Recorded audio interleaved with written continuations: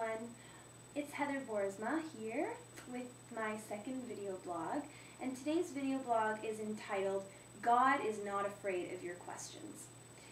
So when I was in university, I would often spend lunch with different friends having conversation about life and often about faith.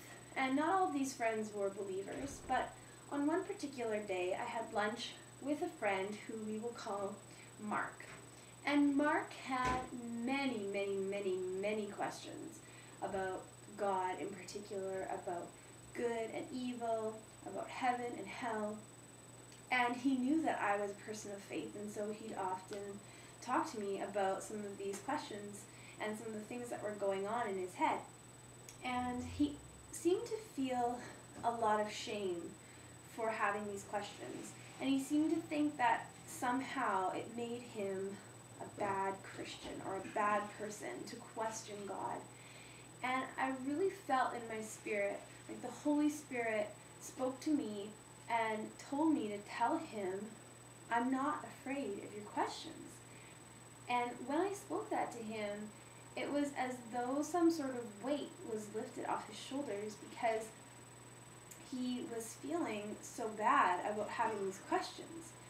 And yet the Bible actually encourages us to seek for the answers that we are trying to find, and to ask the questions and to not give up on searching for those answers. This life is so difficult at times, and there are so many things that we as humans cannot understand. For me, my time of questioning came most when my mom was diagnosed with breast cancer. And going through that with her, I often wondered why. Why would God allow this to happen? Why my mom? Why now? And I really felt safe to bring those questions to God and to ask him the tough stuff. And that's part of doing life with somebody, is being honest with them when things are good and when things are horrible. And so I just wanted to bring you that encouragement today, that if you are struggling with an issue, if you are unsure about something related to your faith or related to the Bible or related to the character of God, don't be afraid to ask him, and don't be afraid to struggle with some of these issues, and to know that it doesn't make you less of a person, and it doesn't upset God, it doesn't make him love you any less. I wanted to encourage you with these words today from Matthew 7, verse 7. It says this: "Ask and it will be given to you. Seek and you will find. Knock and the door will be opened to you. For everyone who asks receives. He who seeks finds.